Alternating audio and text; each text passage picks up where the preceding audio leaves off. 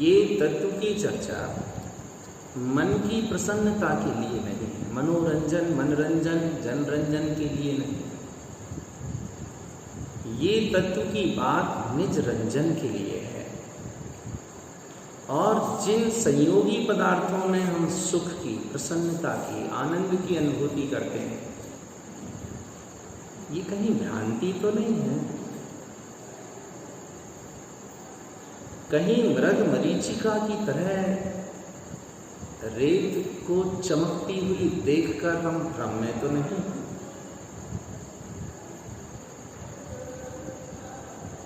किसी जीव के अंतरंग में क्या है, ये हम आप नहीं कह सकते, न जान सकते। लेकिन जिस जीव के अंतरंग में जो चल रहा है, उसे वो स्वयं तो भली भांति जानता है, जान सकता है।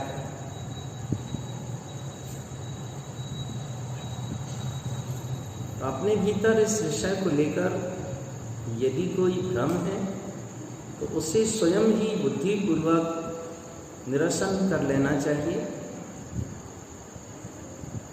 उसका निवारण कर लेना चाहिए।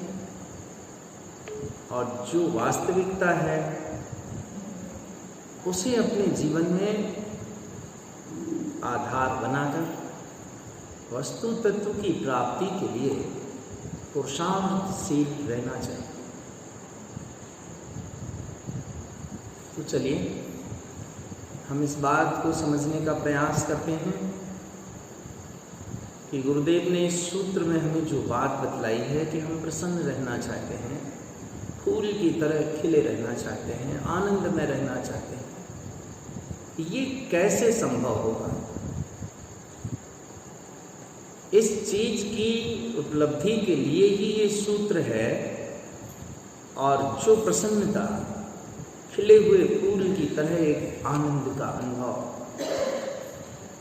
निराकुलता, शांति, सुख, आह्लाद, उल्लास, ये सब जिससे प्राप्त होता है, उसके लिए गुरुदेव ने यहाँ मंत्र दिया है, ये उत्पन्न प्रवेश उपजय लहई तहाँ के पई। तो जो लक्ष्य है प्राप्त करने का, उसे समझने के लिए, उसे पाने के लिए सबसे पहले ये चीज जानना जरूरी है। वैसे आप जानते हैं आप ये सब जानते हैं, आपसे कोई छूटी बात नहीं है। लेकिन चूंकि वो सूत्र का प्रसंग है, इसलिए उस चीज को यहाँ थोड़ा लेना आवश्यक प्रतीत हो रहा है।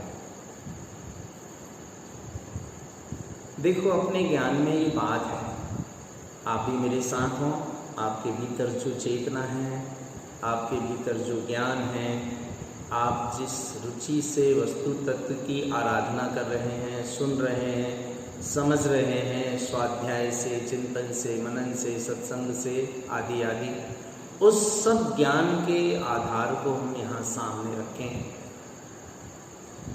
और आप स्वयं ही बताएं कि संसार में केवल दो चीजें हैं, एक तो जीव और अजीव। द्रव्य की अपेक्षा एक जीव द्रव्य है, एक अजीव द्रव्य है। अब एक ही द्रव्य में दो चीजें हैं, एक है स्वभाव, दूसरी है पर्याय। सारे ही द्रव्यों में होती है, हर द्रव्य का अपना स्वभाव है, उसकी अपनी पर्याय है। बस इसी आधार पर हमें ये तय करना है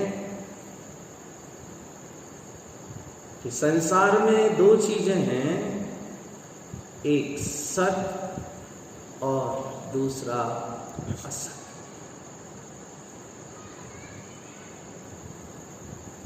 जो सत है वो मेरा स्वभाव,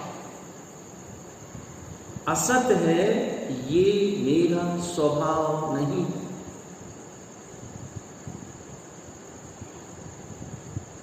ये बोध पैदा हो जाए समय सार आपके हृदय से निकलेगा। मालारोहण आपके हृदय कंठ में झूलती हुई, जैसा गुरु महाराज ने लिखा है ना, क्या ते माल दिष्टम हृदय कंठ लिखा। तो ये माला हृदय कंठ में झूलती हुई दिखाई देगी केवल इस बात को समझ लेने से। और समझना ही भर नहीं है, उसका जिंदगी में प्रयोग आना चाहिए, उसका जीवन में प्रयोग होना चाहिए। धर्म बुद्धि तक सीमित नहीं रहता, बुद्धि से धर्म नहीं होता। बुद्धि केवल एक साधन है, माध्यम। धर्म बुद्धि से नहीं, बुद्धत्व से होता है। तो बुद्धत्व भीतर पैदा होना चाहिए। बुद्धि उस बुद्धत्व को प्रकट करने के लिए साधन माध्यम। तो दो चीजों का फैसला करना है, जानना नहीं। जानते तो आप सब। आज की दुनिया में जो स्वाध्याय का एक जागरण हुआ है, घर घर में स्वाध्याय, फिर वो मंदिर में ग्रंथ से, पाठशाला से, नेट से, व्हाट्सएप से, इंटरनेट से, गूगल से, हर तरीके से आज व्यक्ति ज्ञान के क्षेत्र में प्रबुद्ध होता जा रहा है। और ये बहुत अच्छी बात है, अच्छाई है। आज विज्ञान ने आपको गूगल में सब कुछ दिया है, पूरी दुनिया आपकी मुट्ठी में। उसमें आप जो भी ग्रंथ का सर्च करें वो ग्रंथ आपके सामने आता है। जो गाथा सर्च करें, श्लोक सर्च करें, किसी भी धर्म का, किसी भी संत का, किसी भी कथनी का, कहीं से भी हर चीज उसमें अवेलेबल है और लोग उपयोग कर रहे हैं, उसका लाभ ले रहे हैं। ये अलग चीज है कि जिनकी दृष्टि खराब है वे उसका दुरुपयोग भी करते हैं, किंतु विज्ञान के संसाधनों का सदुपयोग करके ही हम आध्यात्मिक और आत्मज्ञान की प्राप्ति की राह पर चल सकते हैं। इस चीज के उपयोग के लिए सतर्क रहना भी जरूरी, सावधान रहना भी जरूरी। तो सबके ज्ञान में है ये चीज कि एक वस्तु यहां सत्य है, दूसरी असत। जो सत्य है ये अविनाशी, असत है ये विनाशी। सत्य है ये न उत्पन्न होता है न नष्ट होता है। असत है ये उत्पन्न भी होता है और नष्ट भी होता है। जैसे मान लीजिए शरीर एक पर्याय है, ये पर्याय उत्पन्न हुई है तो व्यय भी होगी। क्रोध का परिणाम आया, क्रोध की पर्याय उत्पन्न हुई है, व्यय भी होगी। ये असत, जो जो भी उत्पन्न होता है, क्षय होता है, ये सब असत है, नाशवान। जो कभी उत्पन्न नहीं होता, जो कभी नष्ट नहीं होता, कभी व्यय नहीं होता, कभी खत्म नहीं होता, जिसका अस्तित्व अतीत में था, वर्तमान में है और भविष्य में सतत रहेगा, उसका नाम है सत्य। इसका नाम है अस्तित्व। गालिब ने अपनी शेरो शायरी में एक सूत्र लिखा था, क्या वजह है कि हस्ती मिटती नहीं हमारी। इतना ही काम का है। क्या वजह है कि हस्ती मिटती नहीं हमारी। बस उस वजह को जो खोज ले वो अस्तित्व के निकट पहुंच जाता है। न्यूटन का कथन था, nothing can be created, nothing can be destroyed, only forms change.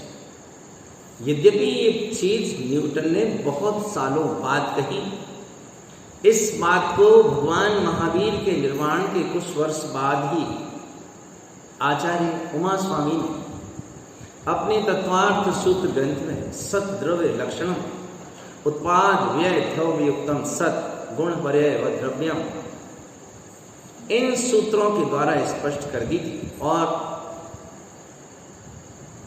आचार्य उमा स्वामी के पहले जिन्हें हम गौतम गणधर के तत्काल बाद स्मरण करते हैं, आचार्य कुंदकुंद, उन्होंने अपने पंचास्तिकाय ग्रंथ में दवम सल्लखण्यम उपादवैधवत्य संयुक्तम गुणपज्जया संवा दवम वर्णन्ति सवर्णम ऐसा एक सूत्र लिखा। इस सूत्र में उस चीज का कथन है जो कभी नष्ट नहीं होता, सत। दवम सल्लखण्य, द्रव्य का लक्षण सत। सत अस्तित्व है और अस्तित्व कभी नष्ट नहीं होता। इसीलिए श्रीमद् भगवद गीता में श्री कृष्ण जी ने अर्जुन से कहा था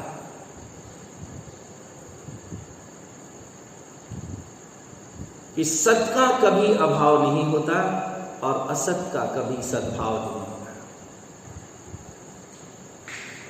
ना सतो विद्यते भावा ना भावो विद्यते सता।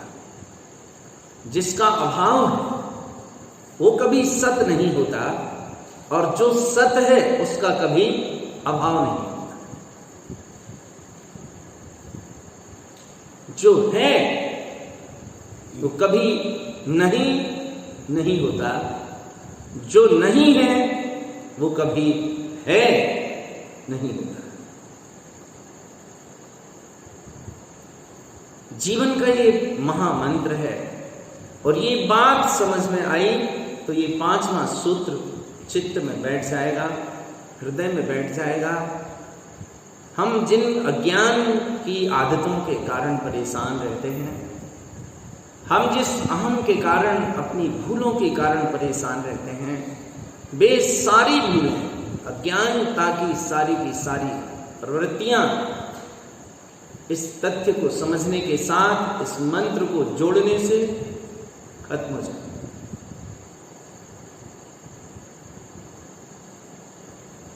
वस्तु कभी नष्ट नहीं होती, सत कभी समाप्त नहीं होता। ज्ञान समुच्चय सार ग्रंथ में आचार्य जिन तारण तरण देव ने 27 तत्व का विषय प्रसंग लिया है, उसके अंतर्गत ये सूत्र दिया था, नादु नविंदु नकारम नहीं उत्पत्ति क्षिपति ध्रुव शुद्धम। जो सत है इसमें द्वैत नहीं, नाद दो नहीं। दो का मतलब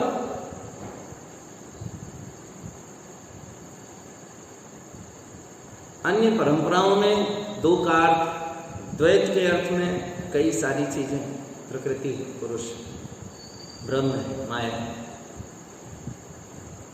हम लेंगे द्रव्य है, पर्याय है, ये द्वैत हो गया। हम लेंगे द्रव्य है, स्वभाव है, उपयोग है, ये द्वैत हो गया। हम लेंगे आत्मा है, रत्नत्रय है, द्वैत हो गया। ये कहना कि मैं रत्नत्रय का धनी हूं, द्वैत हो गया। जब तू रत्नत्रय का धनी है तो कहता क्यों है कि मैं रत्नत्रय का धनी हूं? ये कहना ही द्वैत का कारण बन गया। जब है तो अद्वैत है, तू अद्वैत में रह। मैं सिद्ध के समान, ये द्वैत हो। तुमने दो कर दिया, मैं और सिद्ध के समान। सिद्धों को बीच में ले आए, मैं सिद्ध हूं। अरे जब तू है तो फिर सिद्धि की वहां जरूरत क्या है? पर परमात्मा की आवश्यकता क्या है? हम आचार्य कह कर परेशान है कि अंतर के परमात्मा को देख, हृदय में भगवान बैठा है। आदमी आचार्यों की कम मानता है, कोरोना की ज्यादा मानता है। कोरोना ने सिखा दिया कि भगवान कहीं मंदिरों में नहीं है, भगवान कहीं बाहर नहीं है, भगवान तुम्हारे अंतरंग में, परमात्मा तुम्हारे अंतरंग में। कोरोना ने सिखा दिया कि दुनिया में कोई किसी का नहीं है। अपनी आंखों के सामने डेड बॉडी को जाते हुए देख रहे हैं रिश्तेदार, कुछ नहीं कर सकते। क्या करने की क्षमता है? बड़ा अहंकार, मैं करता हूं, मैं करता हूं, मेरे रिश्तेदार, मेरे ये तो, मेरे वो। कौन कहां हाथ लगा पा रहा है? इसलिए अच्छा हो कि आचार्य जो कह रहे हैं उस बात को हम सहज भाव से स्वीकार करके इस तथ्य को ग्रहण कर लें कि दुनिया में केवल दो वस्तुएं हैं, एक सत और दूसरी असत। असत का कभी सद्भाव नहीं होता, ना सतो विद्यते भावा। असत कभी विद्यमान नहीं रहता, ना भावो विद्यते सता। और जो सत है उसका कभी अभाव नहीं होता। ये वस्तु स्थिति, ये वास्तविकता है।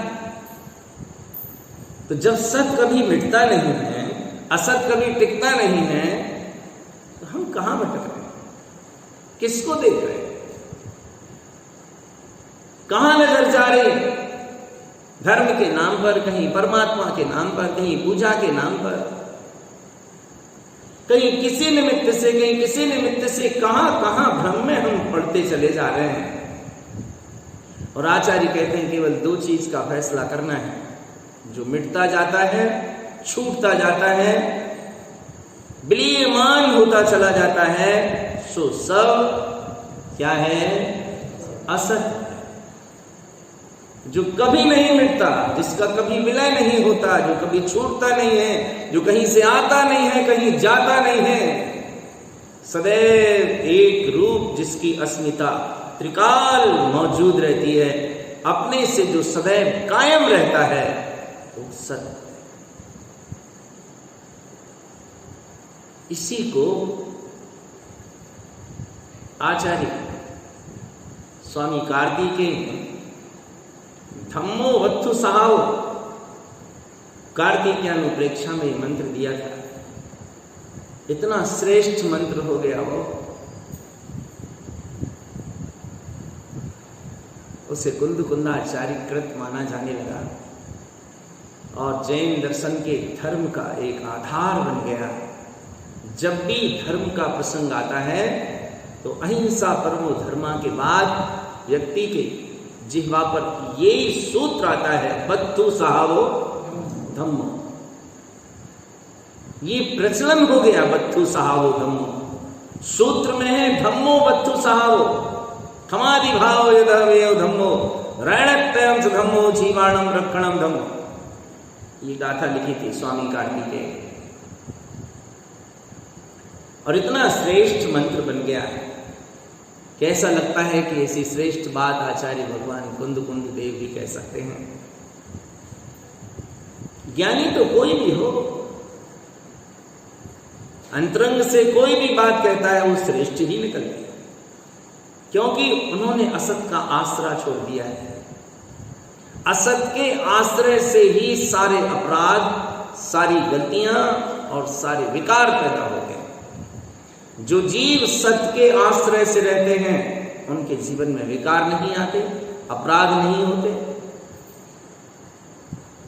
इसलिए आचार्य यहां कहना चाहते हैं, देखी खिपई, सुनी खिपई, क्रोध खिपई, उत्पन्न प्रवेश उपजय लहाई कहां खिपई।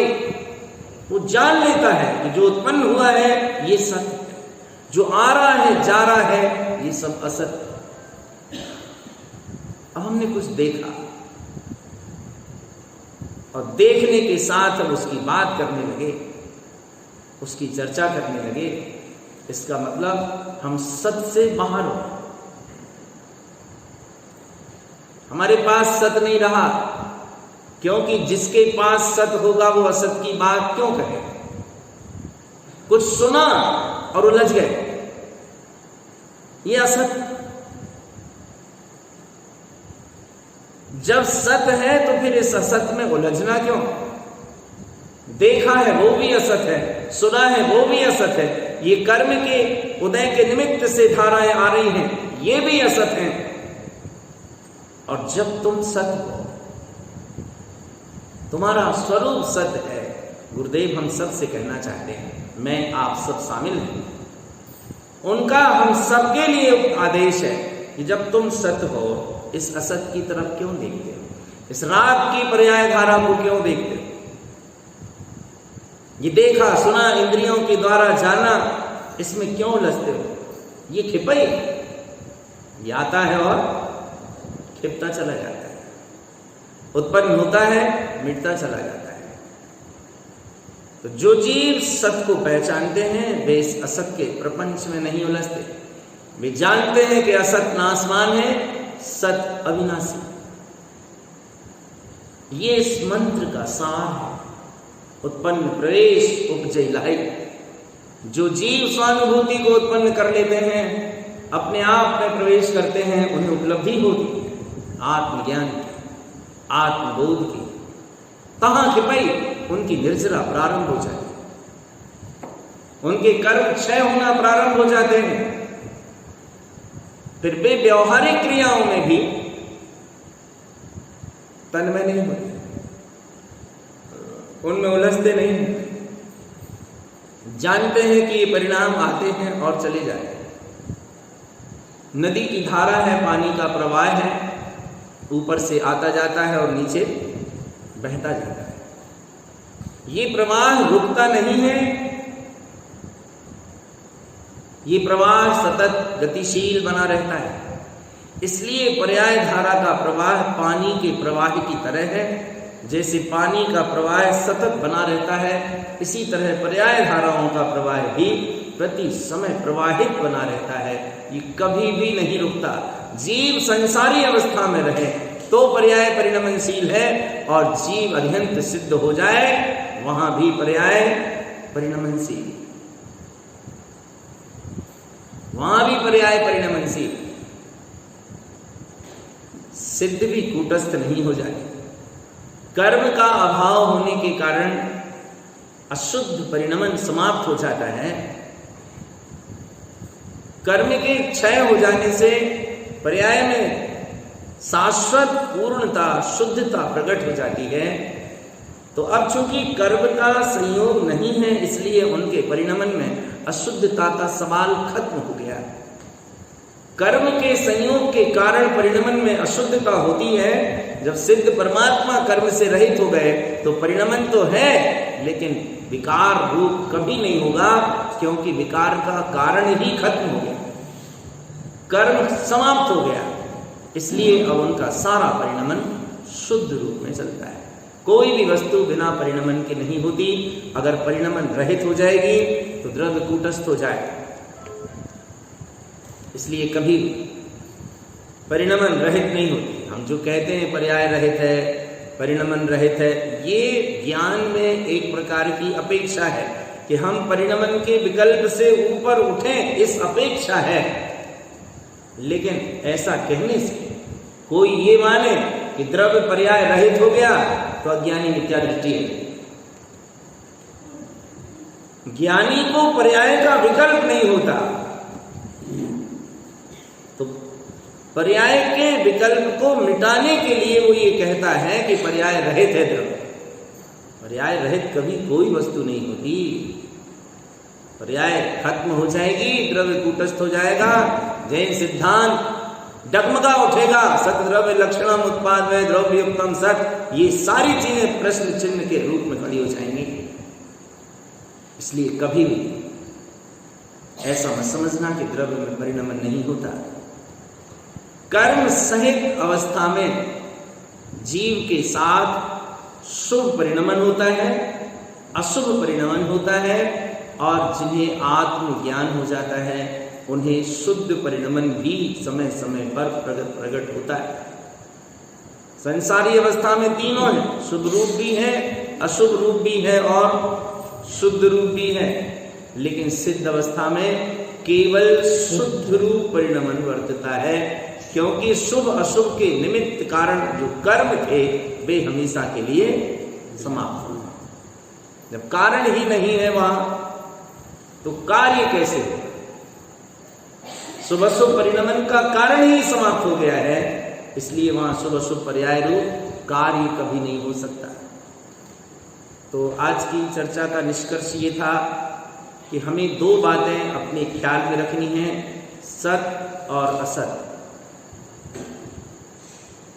सत मैं हूं, असत सारा परिणमन है, पर्याय है, विकार है, विभाव है।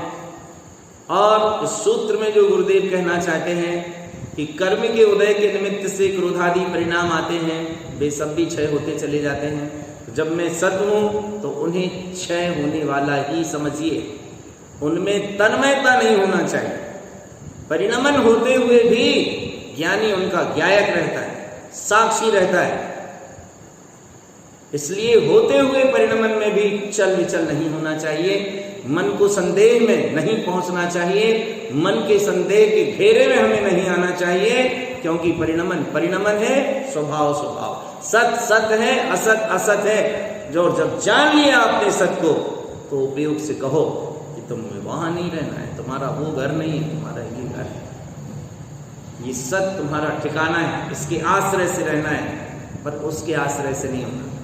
उपयोग पर के आश्रित हुआ कि सारे खूटे की जड़ हो जाता है, उपयोग स्वभाव के आश्रय रहता है तो सारे आनंद के द्वार खोलने लगता है। तो उपयोग ही बीच में कड़ी है, इसी के आश्रय को हमें पकड़ना है। ये पर का आश्रय छोड़े, स्व का आश्रय ग्रहण करे, ये असत का आश्रय छोड़े, सत का आश्रय ग्रहण करे। क्योंकि क्रोध खिपई ये परिणाम क्षय होते हैं। देखी खिपई, जो देखा वो खत्म होता है, सुनी खिपई, जो सुनते हैं वो खत्म होता है। ऐसी सिद्ध स्वभाव की महिमा है। तो ये सत में हूं, ये सिद्ध स्वभाव मैं हूं, तो न देखी बात में उलझे, न सुनी बात में उलझे। अनावश्यक व्यर्थ की चर्चाओं से साधक को दूर ही रहना चाहिए अगर आत्म कल्याण करना है तो, क्योंकि ये संसार को बढ़ाने का मार्ग नहीं है, ये संसार को समाप्त करने का रास्ता है। और जिसे मुक्त होना है वो क्यों किसी सारे प्रपंच में उलझेगा? लेना देना क्या है उसको? जानता है कि सारा परिणमन क्रमबद्ध निश्चित है, अनंत जीवों का परिणमन क्रमबद्ध निश्चित है, इसलिए वो सारे पर्यायी परिणमन का ज्ञाता रहता है और इनमें कहीं भी उलझता नहीं है। अपनी गाड़ी सुलझाता है, अपनी जो बारीक पर्यायी परिणमन में उपयोग की उलझन है उसे भेद ज्ञान के बल से, तत्व निर्णय के बल से, स्वभाव के आश्रय के बल से सुलझाता चलता है और मुक्ति का मार्ग बनाता है। बस वही रास्ता अपना भी, इसी रास्ते पर चलना है, संसार में भटकना नहीं है, दूसरों को नहीं देखना, उलझना नहीं है। सारी उलझन को सुलझाने का समय है। अगर इस जन्म में सुलझ गई तो सुलझ गई, और अगर अभी नहीं सुलझ पाई तो शायद कभी नहीं सुलझेगी। उपयोग को एक ही आश्रय है, स्वभाव। द्रव्य गुण पर्याय में उपयोग दो जगह आता है, पदार्थ में भी आता है और द्रव्य में भी आता है। पदार्थ में उपयोग उसकी स्वाभाविक और वैभाविक परिणमन रूप शक्ति है, भाव शक्ति है, और द्रव्य में पर्याय रूप होता है, जो अशुभ पर्यायी परिणमन है, शुभ पर्यायी परिणमन है या शुद्ध पर्यायी परिणमन है, वो भी उपयोग के द्वारा ही घटित होता है। तो उपयोग की प्रधानता जीव पदार्थ में है, उपयोग की प्रधानता जीव द्रव्य में है। तत्व में उपयोग की प्रधानता क्या? किसी भी गुण की या किसी भी चीज की प्रधानता नहीं है, क्योंकि वो अखंड है, अभेद है, त्रिकाल है। तो आश्रयभूत स्वभाव है, द्रव्य है, सत्य है, इसको ग्रहण करना है। और इस सूत्र में जो सिद्ध स्वभाव की महिमा दी है गुरुदेव, उसका आनंद लेना है। सत्य का स्मरण रखें, सत्य का आश्रय रखें, अपने जीवन को महकते हुए पूरी तरह आनंद पूर्वक जिएं। यही श्री गुरु की हम सबके लिए पावन प्रेरणा।